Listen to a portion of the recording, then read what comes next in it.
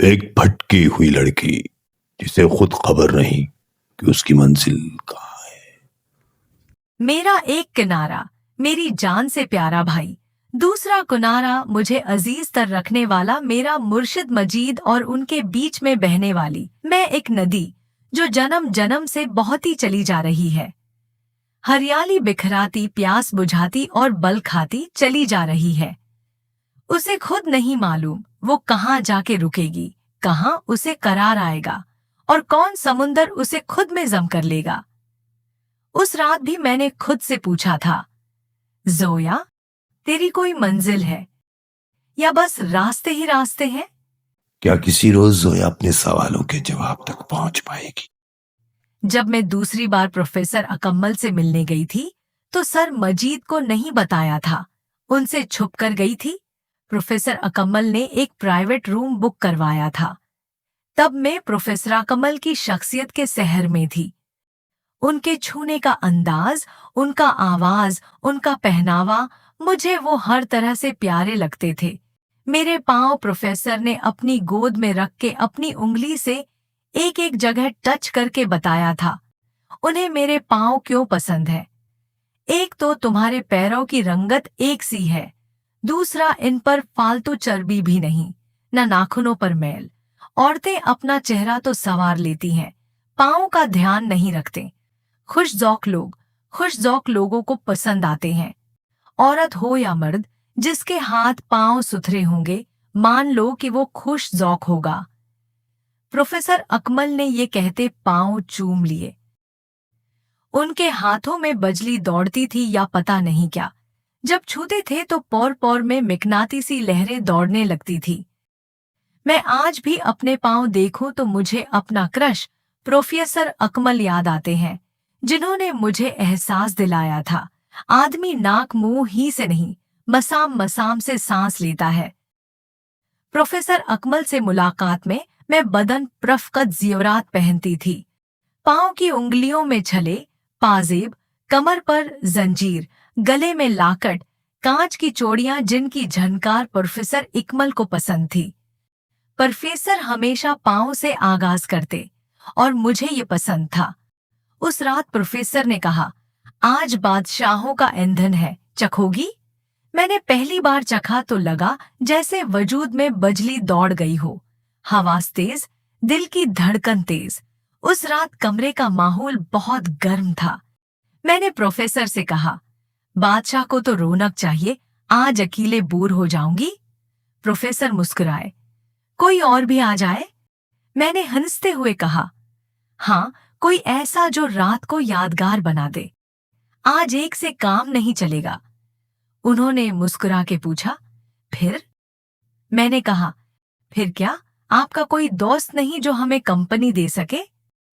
انہوں نے کہا، مجید کو بلا لوں؟ نہیں، سر مجید کے ہوتے میرا دھیان بٹ جاتا ہے اور میں کمفرٹیبل نہیں رہتی۔ میں یہ تو کہہ نہیں سکتی تھی کہ آپ واحد ہیں جن کے ہوتے میں مجید کے سامنے کمفرٹیبل نہیں ہوتی، لیکن یہ سچ تھا، میں نہیں چاہتی تھی پروفیسر اکمل سے ہوئی ملاقاتوں کے مجید گواہ ہوں۔ اگر سر مجید سے پہلے تعلق نہ بنا ہوتا تو شاید میں پروفیسر اکمل ہی کی ہو جاتی۔ انہوں نے اسی حالت میں فون اٹھایا اور کسی کو کال ملا دی، مظفر، کہاں ہے تو؟ دوسری طرف سے مظفر کا جواب سنا اور پھر کہا، ایک ایمرجنسی ہے، ابھی آ جا۔ ایسے ہی تھوڑی دیر بعد کی اور کال بند کر دی، ماحول اور پیارا ہو گیا۔ پروفیسر نے قریب آ کر کہا، بس؟ میں نے سرگوشی میں کہا، نہیں، ابھی اور چاہیے۔ گھنٹے ڈیڑھ کے بعد ڈور بیل بجی۔ پروفیسر نے کہا، کچھ پہن لو۔ میں نے اسی طرح جواب دیا۔ پھر اتارنے میں وقت لگے، اور وقت بڑا قیمتی ہوتا ہے، اسے ضائع نہیں کرنا چاہیے۔ پروفیسر مانی خیز انداز میں مسکرائے اور پاجامہ چڑھا کے دروازہ کھولنے چلے گئے۔ مظفر اندر آیا تو میں آئینے کے سامنے کھڑی اپنے پیچ و خم کا معائنہ کر رہی تھی۔ میرے بدن پر زیور تھے، میری پیٹھ اس کی طرف تھی اور آئینے میں میرے سینے کے ابھار دیکھ سکتا تھا۔ آئینے سے اسے دیکھتے मैं अपना हाथ पेशानी तक लाते उसे आदाब किया।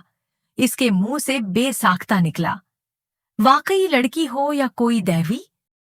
मैंने वहीं खड़े जवाब दिया, दीवी हूं और आज अपने दास से खिदमत लेनी है। मुजफ्फर की उम्र यही कोई 40 के आसपास रही होगी। सलीके से कटे बाल, सादा कुर्ते पाजामे पर वास्कट, आंखों में अजीब सी संजीदगी थी, मगर बोलते वक्त लहजे में मिठास। प्रोफेसर ने तारुफ करवाया, ये है ज़ोया, हमारी खास दोस्त, और ये है मुजफ्फर, इमिग्रेशन कंसल्टेंट। मुजफ्फर ने तहजीब से सर हिलाया। प्रोफेसर ने शीशे की मेज की तरफ इशारा किया, जवाइंदी कंपनी। इस रात सिर्फ बातें नहीं हुई, वहां एक ऐसी कशिश थी जो अल्फाज से बड़ी थी, वरना लफ्जों में बियां करती। हमने देर तक मौसीकी सुनी, बातें की, हंसे। कमरे की रोशनी मध्यम थी। मैं थक के चूर हो चुकी थी। वो रात मेरे लिए एक ऐसा खुशगवार तजर्बा था जिसे मैं कभी नहीं भूलूंगी। वक्त का पता नहीं चला कब सुबह हुई। जब मैं निकली तो जिस्म थका हुआ, रूह सरशार थी, और दिल में ये फैसला लेकर चली थी, ये राज मेरे और उस शब के अंधेरे ही में रहेगा। मजीद को कभी न बताऊंगी। 3 दिन बाद एक अनजान नंबर से कॉल आई। अस्सलाम अलैकुम ज़ोया साहबा, मैं मुजफ्फर बोल रहा हूँ। प्रोफेसर के यहाँ मुलाकात हुई थी। अगर बुरा न माने तो सोचा हाल चाल पूछ लूं। मैंने नरमी से जवाब दिया, वालेकुम अस्सलाम। शुक्रिया, सब ठीक है, जी फरमाइए। अगर आपको मुनासिब लगे तो कभी बैठकर बात कर लेते हैं। काम के हवाले से भी और वैसे भी आपसे बात करके अच्छा लगेगा। मैं एक लम्हे को चुप हो गई, फिर हंस कर टाल गई। मुजफ्फर साहब, आप बहुत अच्छे हैं, लेकिन मेरी रूटीन बहुत बिजी है, और वैसे भी एक रात सारी जिंदगी नहीं होती, भूल जाइए। आप गलत समझ रही हैं। मुझे आपसे एक काम है, एक मुलाकात कीजिए, फिर जो आपका फैसला। अगली शाम हम एक कैफे में मिले। रास्ते कितने हैं ज़ोया? कुछ लोग मंजिल बन जाते हैं, कुछ रास्ता दिखाकर आगे निकल जाते हैं। इसलिए बात यह है कि मैं आपका दीवाना हो गया हूं। खाना खाते मेरे हाथ में चम्मच रुक गया। मुजफ्फर साहब, मुझे बात पूरी कर लेने दे। वो आहिस्ता आहिस्ता बोलने लगा। मेरी बीवी है, 2 बच्चे हैं, सब ठीक है, लेकिन आपसे मिलने के बाद लगता है जैसे मैं बरसों से सो रहा था। आप में एक कशिश है जो समझ नहीं आती। मैं अपनी बीवी को आपके लिए छोड़ सकता हूँ। मैं हंस पड़ी, वो हंसी जिसमें उदासी घुली हो। मुझ में ऐसा क्या है मुजफ्फर साहब? उसने फौरन कहा, जैसे जवाब पहले से तैयार हो। एक मर्द अच्छी तरह जानता है कि तुम में क्या है। तुम्हारे बोलने का अंदाज, तुम्हारी खामोशी, तुम्हारी आंखों में बहती नदी जो कभी रुकती नहीं। तुम मुकम्मल नहीं होना चाहते और यही तुम्हें मुकम्मल बनाता है। मैंने रेस्टोरेंट की खिड़की से बाहर देखा। शाम ढल रही थी। मैंने भी उसी की तरह आपसे तू मैं जवाब दिया। मुजफ्फर, सुनो, लोगों से ताल्लुक बनाना मेरी हॉबी है। मैं कहानियां जमा करती हूँ, चेहरे, आवाजें, जख्म। प्रोफेसर अकमल, सर मजीद और बहुत से नाम हैं। सब मेरे रास्ते के मुसाफिर हैं। मैं किसी के साथ चल नहीं सकती, क्योंकि मैं खुद नहीं जानती मैं कहाँ जा रही हूँ। मैं चल लूंगा। मैंने नफी में सर हिलाया। नहीं चल सकोगे। तुम्हारे कदमों में घर की जंजीरें हैं, और मेरे कदमों में कोई जंजीर नहीं। मैं जिस दिन रुक गई, इस दिन मर जाऊंगी। मुजफ्फर ने आहिस्ता से कहा, तो क्या मैं भी बस एक कहानी बनकर रह जाऊंगा? मैंने सिर्फ इतना कहा, नहीं, तुम मेरी कहानी का वो चैप्टर होगे जो मैं बंद करके रख दूंगी, ताकि जब कभी उदास हूं खोलकर पढ़ लूं। मैं बहुती निधि, हरियाली बुखेरती, प्यास बुझाती, मगर खुद प्यासी की प्यासी। कुछ ताल्लुक ऐसे होते हैं जिनका अंजाम उदासी होता है, क्योंकि वो शुरू ही अधूरी ख्वाहिशों से होते हैं। मैंने इसी मुजफ्फर से फहीम के लिए कहा।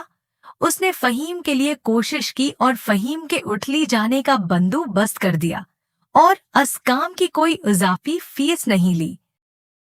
میں اور سر مجید فہیم کو ایئرپورٹ چھوڑنے گئے تو مظفر وہاں بھی آیا۔